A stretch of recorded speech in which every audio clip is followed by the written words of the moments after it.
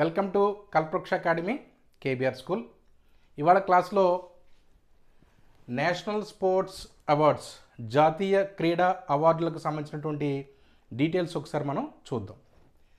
కేంద్ర క్రీడల శాఖ క్రీడా అవార్డులను ప్రకటించడం, రాష్ట్రపతి చేతుల మీదుగా వారు ఆ యొక్క అవార్డులను ఆ పురస్కారాలను అందుకోవడం అనేది జరిగింది.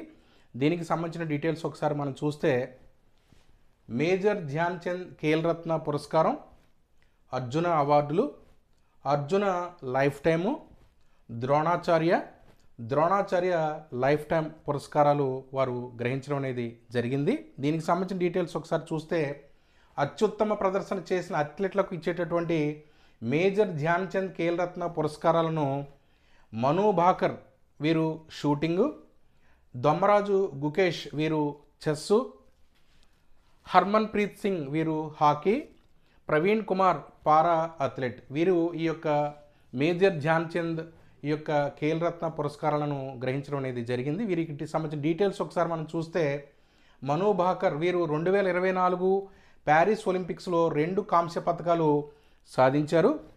దొమ్మరాజు గుకేష్ ఈ చెస్ వీరికి సంబంధించిన డీటెయిల్స్ ఒకసారి చూస్తే డింగ్ లిరెన్ను ఓడించి ప్రపంచ చెస్ ఛాంపియన్ వీరు సాధించడం అనేది జరిగింది.